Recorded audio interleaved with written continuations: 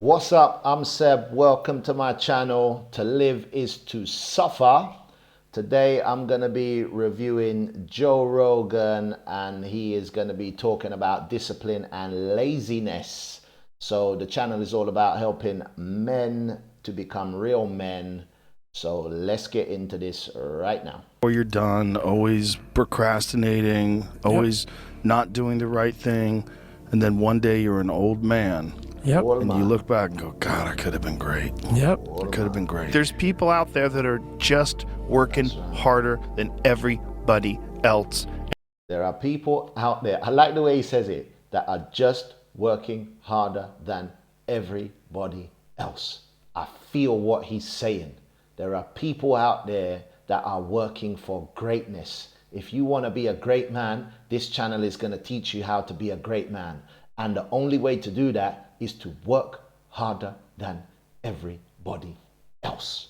I agree, Joe. And they're gonna keep doing it. Yeah. And that's their grind. And those people are super valuable.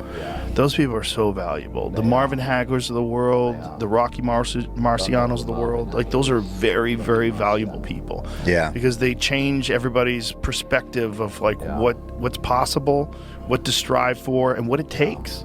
Like, do you really want to be a champion? Do you know what it takes to be a great man? Do you know what it takes? Sufferation is what it takes. There will be no other message on this channel other than suffering. Like, just come to this channel to learn how to suffer. That's what I'm going to teach you, how to suffer, because that is the pathway to becoming a absolute great man. No other way. Why? Because you just want to be cool. You want to be the coolest guy on the block. Like that, you're not gonna win. You're gonna find some fucking psychopath who just lives it. And it's their whole life. This is just a thing where you gotta not slide off, because the slide off is the hardest part. Yeah. Like the discipline is very hard, but the slide off, it's so hard to avoid the slide off when you're used to eating bad food and fucking around, staying up late and drinking, like all these guys do. It's really hard to be disciplined and just to say. It is so hard to be disciplined. The other day, I got on the body scale and I was like trying to eat well, eat right all week, and I still put on 2 kg. I was so upset. I was eating salad, boiled eggs, grilled chicken. And I was like, where is this weight coming from, this 2 kg? I was like, to be great, the sacrifice is so hard. Like, I was like, I'm gonna have to do like double, triple 24-hour fast just to cut and bring my body fat down. Like, to look great, feel great, and be that great man. The cost you have to pay is so astronomical. Say, no matter what, even if I travel on the road, I gotta get workouts in.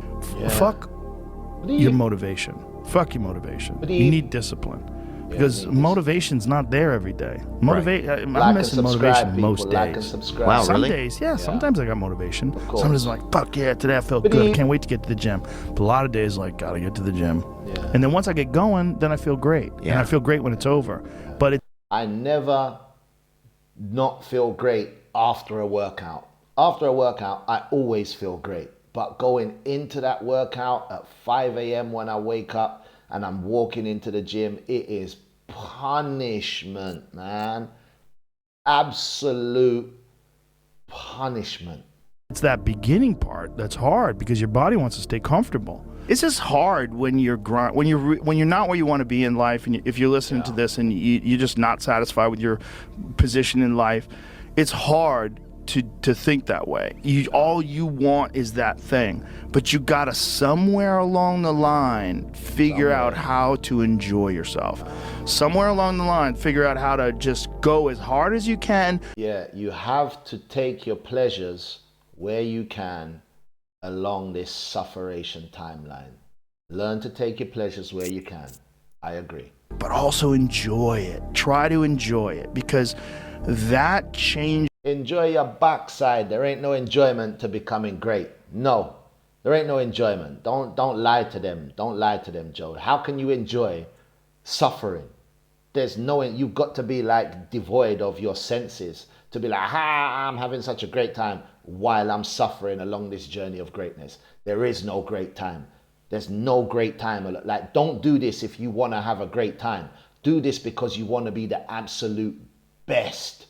That's why you do this. Is the whole tone of the experience, and I think that makes you more successful. I really do. But you have to make mistakes. You've been there, you feel it, you understand what it is, and then you have that time to adjust. That's why losing in life is so important, whether it's getting... There is strength in your losses. Never forget that. Yeah?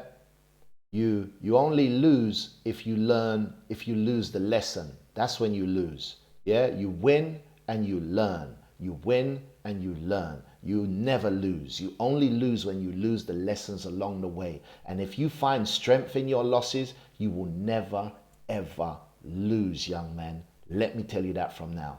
Dumped, getting fired, losing a game, loss. Those feelings where things didn't work out your way, that's important because it lets you know this is the bad feeling that comes when it goes wrong, and you improve, and then it makes the good feelings of victory all the better. And I mean that, you know, in a relative sense.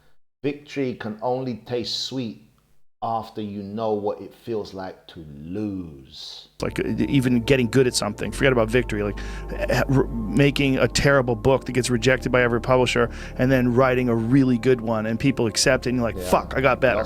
Yes. It's so important because everybody just wants to be comfortable. Everybody wants to sit on the couch. I don't want to go outside, it's cold. I don't want to do this, it's hot. Like, you've got to do things that you don't want to do because you show your body that your mind is the boss. Your mind is telling your body what to do, and then the body is really strong and really resilient, you know. The body can take anything that the mind can actually throw at it. I don't think that the mind is stronger than the body. I just think people think that their body is weaker than it is, so they think they're going to give up. But if you keep pushing, your body don't let you down. I don't really see when bodies let people down when they really keep pushing. The body does answer. It's a brilliant mechanism that God has designed. You have control. This conversation is such a blanket conversation. And when you're talking about people's personal experiences, their personal depression and trauma, people are always very quick to sort of accentuate the negative aspects of whatever they've gone through. No, you're talking about, but mine was worse. Right. But mine was this. Right. Mine was unbearable. Mine was the, and I think that's something that our society, for whatever reason, encourages. That's really difficult for young people. I think more so today than ever at any time in history, because the distractions are so many and they're so engrossing. You know, if you get out of high school, you don't know what to do, and then you start playing video games and you're on social media a day. Let me tell you something. Males and boys, come off of video games, yeah? Get off that nonsense. There's no pathway to greatness through video games and watching and jerking off to corn, yeah? Don't do that. Stay away from anything that is over-sexualizing and stimulating your mind. Stay away from that, because all it's doing is desensitizing you to the normality of this world, which you need to get through them everyday scenarios in life. Like, you can't live in video games and you can't live in corn world. Yeah, sitting down in your house jerking off. God don't want you to sit down in your house jerking off. That ain't no way, no pathway to greatness. Yeah, God don't want to see you in your house jerking off to your phone. He don't want to. That's not the image of what God has for a great man out here. So watch yourself, boys. Yeah, watch yourself. A day can slip by like that. Yeah. A day becomes a week, becomes a month, becomes a year, and before you know it, you're 30. Yeah, right. And you haven't done shit. Yeah. And that's really common. Yeah. That's really common today. Time flies. And I don't think we can ignore those factors. The factors of just engrossing distractions. Yeah. Look, there's a lot of ways you could look at bad events. You could say a bad event is just who you are, and you just have bad events, and you're a fucking loser, and life hates you, and God hates you, and look at that, happening to Mike again. Can't fucking believe it. There's a lot of guys who go through life like that, And, they could say that they seek comfort in lowering the standards that they expect out of things. So when things go bad and they say, "Well, I fucking knew it," for them, it alleviates some concern about what's going to happen in the future, because the future is always dog shit. So by doing that, they've taken away the fear of succeeding, the fear of overcoming, the fear of improving, the fear of getting better as a human being. If you just exhibit the same patterns, you fall into those patterns, whether it's alcoholism or gambling addiction or sex addiction. People fall into those because they're accustomed to it. It becomes a normal part of your life. I think that's a scary thing for people, is to recognize that they're on a bad pattern and to say, okay, I have to stop drinking. How do I do this? What steps do I make? As much as I like to use the term "that was perfect," there really is nothing perfect in human beings. There's always room for improvement. There's always room for improvement. Like, greatness is a process. Nobody is just great with a full stop at the end of it. Greatness is absolutely continued personal development. And the moment that you can't stop continuing and improving, you are no longer great. Trust me, everybody falls off that greatness mountain. There's a shorter path. There's always a quicker victory. There's always there's always new things to learn. And always new things. As soon as you start thinking that you've mastered something to the point of an end, like you kind of missed out what it's all about in the first place. It's all about, you're constantly uncomfortable. You're supposed to be. Mastery is continued study. It's continued uncomfortable environment. That's what Joe Rogan is saying. Like, mastery is a continued state of discomfort. That is how you become a master, because you stay in a continued state of discomfort and learning. I mean, that's what they say Kung Fu is. The meaning of Kung Fu, isn't it? It's like the continued state of pain. That's what Kung Fu is. So to be a Kung Fu master, you're in a continued state of pain mastery. That ain't no joke. Constantly uncomfortable. Bro, you gotta fucking stop. You gotta stop with all this "I can't catch a break" bullshit. All the time you're complaining, you could be instead hustling. You could be instead chasing your dream. You could be instead figuring out what you're doing wrong, trying to improve certain aspects of your life, getting your shit together, reading a book, meditating, something. Get yourself together. Stop complaining. Stop whining. Stop whinging. Why me? It's my boss at work. It's my co-workers keeping me down. It's my family keeping me down. Nobody is keeping you down apart from yourself. Please, people. The pathway to greatness is to stop complaining. Stop whining. It's nobody else's fault apart from your own. Take accountability. And while you're here, take accountability and hit that like button and subscribe. It's the only fee that I charge for all of this advice that I'm giving to you. Like and subscribe, people. Let's go, Joe. Fucking something. But this "I can't catch a break" shit is not helping anybody, and it pushes everybody away from you. But some people, they get caught in that pattern, and it might be their parents, it might be how they were raised. Somebody might have told them they were useless real early on. It's stuck, and they never feel like they get enough reassurance. They never feel. My uncle used to tell me I'm useless, tell me I'm never gonna make it, say people are gonna buy and sell my ass. Like, he always used to come in and tell me I'm gonna be nothing. He'd walk into my house where we was and be like, "You see, you're gonna be nothing. You're a waste boy. You're not gonna do anything great in life." And I used to look at him and be like, why is this man saying these things to me? He doesn't even know me. I must have been like 10, 11. No, I would have been about 13, 14 years old as a teenager, as an influential teenager. My uncle used to walk in and tell me, "You are gonna be nothing." So sometimes you've got family members that just pick on a little youth and want to just put that negative energy into them. So my uncle was drawing a line for me that he thought I wouldn't be able to cross. But did I cross it? I long jumped past it, hop, skip, and broke the world record long jump past the line that he set for me. So you can do it too. Feel like they get enough motivation. And they feel like other people get more. And they look at all these other people. How come he gets that? How come she gets this? How come he's got that going on? You're not even motivated yourself. Like, I want to wake you up at 3 o'clock in the morning and go, "Come on, man, we're going running." Like, I want to see what you do when you're tired. Let me see how you push yourself. Come on, man, get up. Get up again tomorrow. Get up again tomorrow. Get up again tomorrow. The next day. Get up, get up, get up, get up. Keep going. How long can you maintain a positive attitude? One of the things that people always look for in life, they look for a point where they can rest. They love the idea of a struggle as long as it ends, and then when it ends, they're gonna have a nice, comfortable spot. Yeah. The struggle never ever ends, homies. It never ends. My dad said to me the other day, he was like, I could see he was getting a little bit tired, and he was like, when do you think I'm gonna stop? And I was like, Bridget, stop when you dead. You're never gonna stop.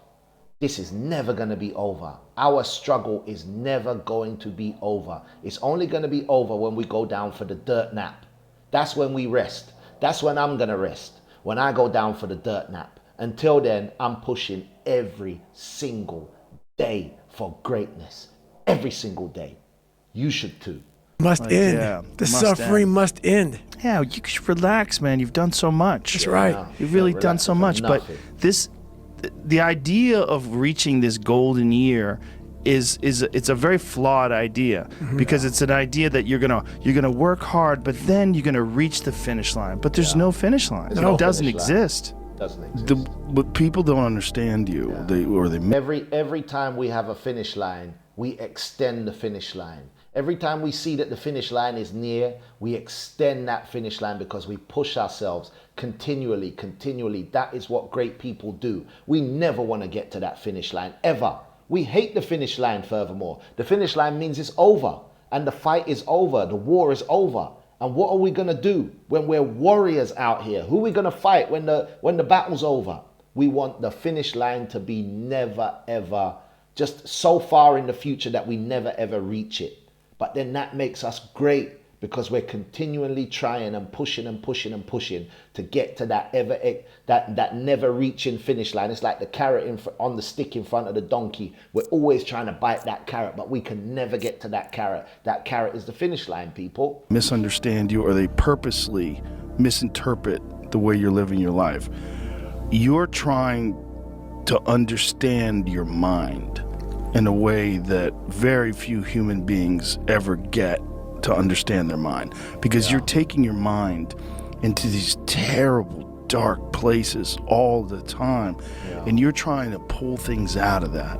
You're trying to learn things about yourself and about your potential from that. When you're young and you don't have any responsibility, that's when you have your options. Well, your options are severely limited the more you gather responsibilities. Like, if I had to, as a 51-year-old father of 3, married man, pays taxes, has a house and a mortgage and a business and all that jazz. If I had to quit everything now and struggle the way I struggled as a stand-up comedian, it would never work. But the only way I could be this person now is if I took that chance when I was 21, when I was dead broke and had my cars repossessed and all that stuff. That's the only way you ever get where you want to go. You have to take a path that's dangerous. And most people want to take the safe path. And the safe path leaves you stuck in quiet desperation. And that's the thing where most men are now. Most men live in quiet desperation. Most men are invisible. Only that top tier 10, 15% of men are actually visible in society. But the lower half of average men are invisible. They're going about their day driving, delivering parcels, packing bags at Lidl. Beep, beep, beep, beep, packing bags at Lidl. And they're invisible people, man. And they're struggling, but I think they just need to understand that they're dealing with like the 80% of life, as Bill Beswick said. They're dealing with the 80% of life, which is they deal with it well, which is just going through and existing and paying bills. But you've got to change that last 20% of your life. How you deal with the last 2-3 hours of your day when you're really tired. That's when you find out how you can become a great person. Almost every time, it's hell. Your attitude has a giant effect, not just on your life, but on other people's lives around you. That's the other thing about it. Those I can't catch a break guys, get them the fuck away from me. I can't be around those guys. I don't want to hear that shit. I don't want to hear that shit. I don't buy it. Because everybody has bad breaks. I've had a shit ton of bad breaks. But you know what I did? I stayed up. And I thought through it. And I figured out what the fuck I did. But the only way is through. I'm not going to keep saying that on this channel. To live is to suffer, people. Please like and subscribe. And the only way is through your problems. You can't go in reverse, can't go up, can't go down, can't go round them. Yeah? There's 3 states of life that you're in. The 3 states. You're either going into the storm, yeah? Or you're in the storm, yeah? Or you're coming out of the storm. And when you're coming out of the storm, you're going back into another storm. And when you're going into the storm, you're in the storm. And when you're in the storm, you go through and you come out of the storm. And so is the perpetual cycle of sufferation to the path of greatness. Into the storm, in the storm, or out of the storm. But you are always marching forward and going through. Wrong, and then I went back. It's like I fucked up everything I've ever done 100 times. There's no other way to do it. And I've had a bunch of shitty breaks. Everybody has. But you got to realize when you have those shitty breaks what that is. It's an opportunity for you to reassess, reboot, get better, figure out another way, find another way through. It's just little challenges. It's not determinism that makes David Goggins run harder than anybody else. It's will. It's 100% will. His knees are destroyed. It's only will that just gets you up off the couch if your knees are destroyed and you run a tidy 30 miles that day. That's not determinism. That's bullshit. If it was determinism, there'd be tons of those guys out there. There's only a small Cameron Haynes, small little fucking handful of these like psychotic people who have incredible will. World champion fighters, you know, Gordon Ryan in jiu-jitsu. Like there's like Gordon Ryan works out every fucking day of the week, 365 days a year. And the people that look at those challenges and go, why do I always have these challenges? They're cancer. Those people are dangerous to be around. They will rob you of your enthusiasm. They don't give you any fuel. They're the opposite of fuel. Like the fuel people, they're the hole in the people tank. that are kicking ass. The people that are out there just fucking hustling, always getting things done. People make those. I really do think I can bring this one to an end now. So if you've come this far in the video, thank you very much. I want you to just, you know, pay it forward by liking and subscribing the video. Joe Rogan's chat a lot of sense here today with his guests. He's telling people just, you know, that you've got to suffer, you've got to struggle, keep negative people away from you, keep the naysayers away from you, stay around people that are actually winning and making progress in life. And I think that's how you're going to have greatness. So hopefully I'll catch you on another video, and I'll see what I'm going to try to help you with on the next one to help males and boys become great men. Should I say peace? All right, little more.